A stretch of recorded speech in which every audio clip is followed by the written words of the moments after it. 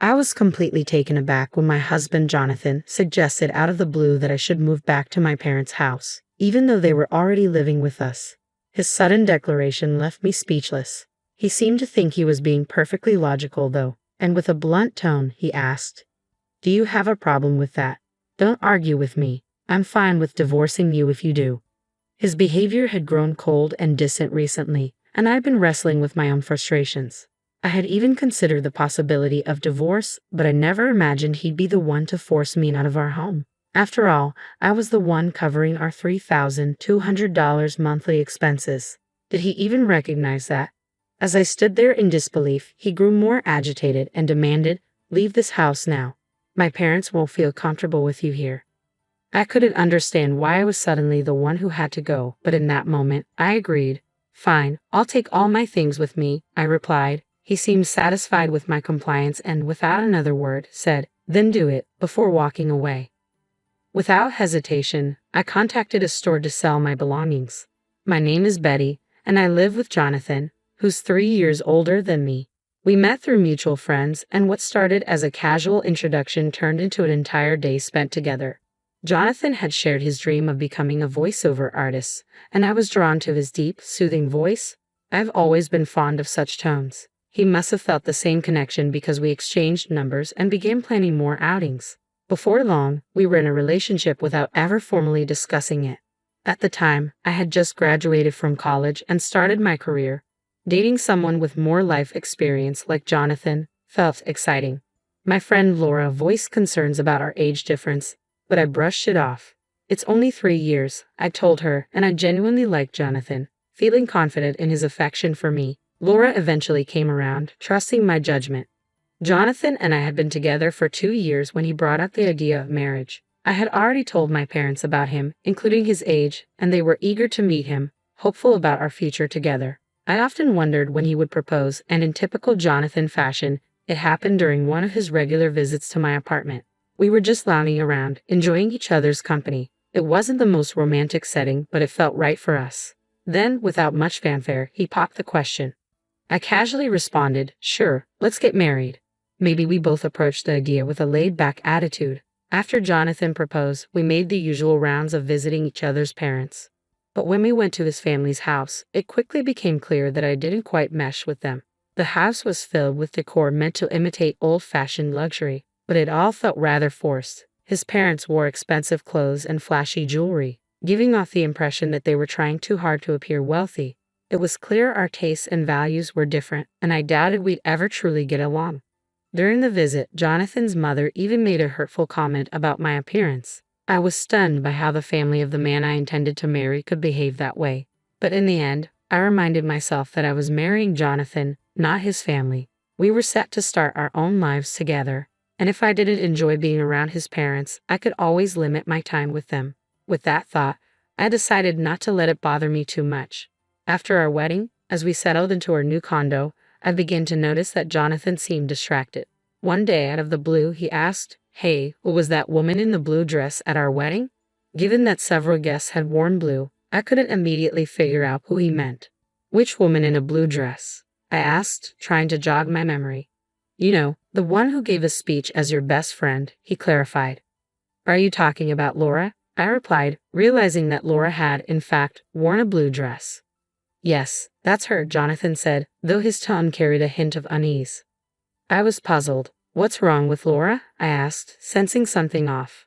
"Oh, it's nothing," he said, brushing it off. "Just something I noticed the other day.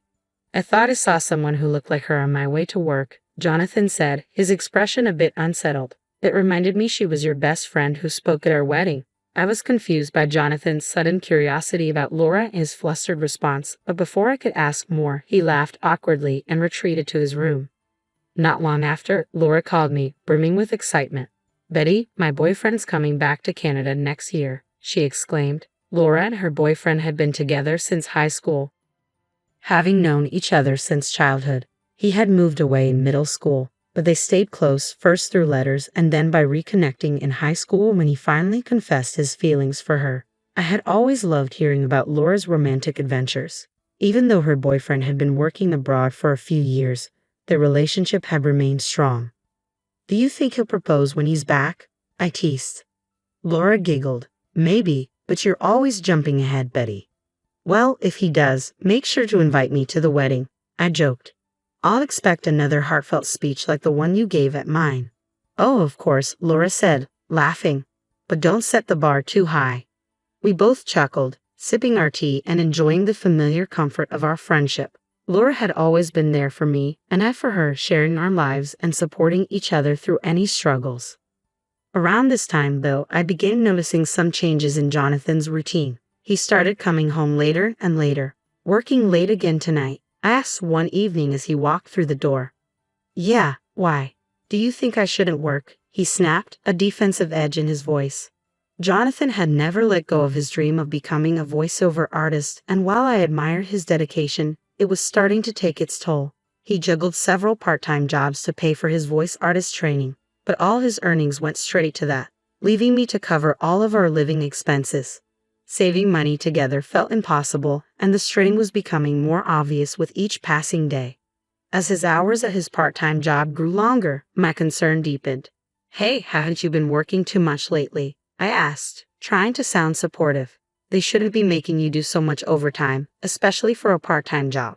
He brushed me off, unwilling to discuss it, but deep down, I knew his relentless pursuit of his dream was starting to create a rift between us, both financially and emotionally. One day, I finally spoke up. I told you, I'm worried. I'm fine. More money is always better. Just keep your opinions to yourself. Jonathan snapped back, his tone colder than ever. By that point, he had grown distant, barely acknowledging me, and had stopped using my name altogether. He only referred to me as you when we spoke, and I had hoped that marriage would bring more warmth, more connection between us. Instead, his words had turned sharp and dismissive. The gentle, soothing voice I had fallen in love with had become rough and harsh. Jonathan had also been drinking more, and his voice even sounded hoarse at times, a concerning issue for someone aspiring to be a voiceover artist. Yet he showed no interest in discussing his health or making any changes. Conversations with him became rare, and eventually, he started avoiding me completely, even when we were in the same room. Amidst all of this, Laura called me, saying she had something important to discuss. I was eager to meet up, desperate for a break from the tension at home. We decided to meet at a cafe, and when we arrived, Laura carefully chose a booth with a clear view of the counter and staff. You picked this spot on purpose? I asked, noticing her cautious demeanor. Yes, she replied, her expression serious. I wanted a place where the staff can see if there's someone suspicious around. A suspicious person? Is that what you wanted to talk about? I asked, growing concerned. Laura nodded, her face tight with worry. She explained that ever since she left her job a month ago, she had felt like someone was following her. Lately, she even sensed she was being watched on her days off. The reason she picked that particular booth was because she feared the person might try to eavesdrop on our conversation. Have you gone to the police? I asked. I did, but since there's been no direct contact, they said there isn't much they can do, she sighed. What about your boyfriend? Isn't he coming back next month? Maybe he can help, I suggested, hoping she had someone nearby for support. I'm planning to talk to him, but I wanted to talk to you first. You're closer, she explained, her voice tinged with unease. The weight of Laura's words hung in the air, and as we sat there, I realized that both of us were caught in unsettling situations. Her with a potential stalker, and me with a marriage that seemed to be unraveling before my eyes. I understood Laura's need for immediate support. She hadn't gotten a clear look at her stalker, making the situation even more frightening. She couldn't tell if the person was a man or a woman, and the constant fear was wearing her down. Determined to help, I discreetly started watching from a distance, hoping to identify who was following her. At the same time, I was wrestling with my own troubled relationship with Jonathan, but I couldn't bring myself to talk about it yet. Then, I made a shocking discovery. The person shadowing Laura was none other than my husband, Jonathan. He had always claimed to be working late, but I noticed that after his shifts, he would linger near Laura's workplace and follow her when she left. Seeing him do this was beyond unsettling. The man responsible for my best friend's fear was my own husband. Jonathan's behavior completely shattered my perception of him. The man I had once loved, the one I thought I knew, now seemed like a stranger. That disturbing grin he wore as he followed Laura chilled me to the bone, and the love I had once felt turned to ice. I knew I had to tell Laura the truth. I urged her to move immediately for her safety. With help from her colleagues, we arranged for someone to drive her from the underground parking lot to her new residence, taking every precaution to ensure she remained safe. As Laura made her escape, Jonathan's frustration grew. His anger eventually erupted. "My parents are going to live here, so you need to go back to your parents' house," he demanded one day, completely out of the blue. I was shocked by the sudden and unreasonable ultimatum. "If you have a problem with that, then I'm fine with divorcing you," he spat, losing his temper. Though I had already considered divorce many times before, hearing him say it so callously hit me hard. The reality of our crumbling relationship finally became undeniable. I couldn't believe Jonathan thought he could just kick me out of the home I was paying for $3,200 a month, every single month. Did he even remember that? I gave him a skeptical look, but he just snapped, "Just leave already. My parents can't move in if you're still here." His words didn't make any sense. "Why do I have to leave?" "I don't understand," I said, trying to keep my frustration in check. "Okay, I'll take everything I bought with me," I replied calmly, despite the whirlwind of emotions inside me. Jonathan, impatient, waved me off. "Hurry up, then," he muttered as he walked away. Wasting no time, I contacted a local buyback service. The next day, they arrived at our apartment. Jonathan watched with a smirk, thinking I was just packing up to leave. His smugness quickly evaporated when the workers began evaluating all our furniture and appliances, everything except for the items in his room. Once the staff finished, they handed me a quote. "The total value is $299,000, the worker said. "Okay, sell it all," I replied without hesitation. Jonathan's shock was instant. He grabbed my arm, his voice panicked. "Why are you selling everything? My parents are going to live here. How can they without any furniture?" I pulled my arm free and looked him dead in the eye. "What do you mean? When we got married, you told me you were broke because of your acting classes. You asked me to handle the rent, the furniture, and all our living expenses. Now, with your parents moving in, you can cover the $3,200 a month yourself, right?" Jonathan went pale as reality hit him. Desperate to save face, he tried to regain his composure. "You think talking about money will stop the divorce? Who do you think you are?" he sneered. "I've already gotten close to a rich lady," he added, striking a ridiculous pose. His words made my blood boil, but I stayed calm, remembering how Jonathan had been stalking Laura recently. If that was his idea of getting close, his perception of relationships was more twisted than I thought. Laura, who came from a wealthy family, her grandfather a successful businessman, and her father his successor, never flaunted her money. She lived just like the rest of us, modest and down to earth. Jonathan, however, must have found out about Laura's background and saw her as a ticket to the life he wanted. It infuriated me that he thought wealth made someone more desirable, but I knew the truth.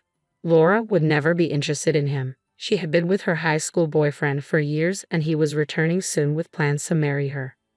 Jonathan's delusions would crumble soon enough, and I wasn't going to be around to witness the fallout. When I mentioned that Laura felt uneasy because someone had been stalking her, Jonathan was taken aback. He was shocked to hear that Laura found him creepy and that they weren't as close as he believed. "I always walked Laura home," he protested defensively. "You're lucky I didn't call the police," I shot back, my tongue sharp. "But I didn't know she had a boyfriend." "He's been away. She picked me over someone she doesn't know," Jonathan insisted, trying to justify his misunderstanding of their relationship. "They've been writing letters since they were kids and talk almost every day. Unlike you, who only has part-time jobs, her boyfriend is successful. Even her dad likes him," I pointed out. Jonathan's expression turned profoundly sad as the reality of the situation sank in. It was clear that his fantasies about forming a relationship with Laura were just that, delusions. As the movers arrived to take our belongings, Jonathan seemed somewhat relieved. "I guess you're all I've got now. You'll always support my dream of becoming a voiceover artist, won't you?" he asked, attempting to appear unfazed. I met his gaze with steely determination. "Sorry, but I've already begun divorce proceedings.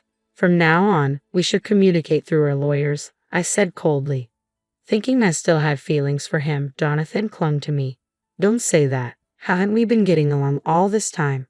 "We've been getting along ever since you discovered that my best friend, Laura, is wealthy. You've become distant and started spending time with her right after our wedding. I realize now that I made a mistake," I continued, my voice steady. Jonathan broke down in tears, and despite being older, his childish weeping only made him less endearing to me. I could no longer bear to be near him. Enough, I snapped. I've also informed your Uncle Uncle about the divorce. You know he's a tough man. Well, he's decided to work for him, which means I can no longer support your voiceover dreams. You barely practice as it is. It might be time to accept reality and stay away from Laura. If you don't, I'll call the police. With those final words, I left, determined not to look back. For now, I would stay with my parents, though I considered moving closer to my workplace if I found a suitable place. Meanwhile, as expected, Jonathan ended up working for his uncle, and his parents, who had plans to rely on him financially after his marriage to Laura, also moved in with him, all of them now working for his uncle. It seemed that exploiting others was a family trait. I felt a wave of relief wash over me as I escaped that toxic environment. Age wasn't the significant factor. I vowed to be more cautious in choosing my next partner. On a happier note, after settling things with Jonathan, Laura invited me to her wedding. She introduced me to her long-term boyfriend, and I genuinely wished them both happiness.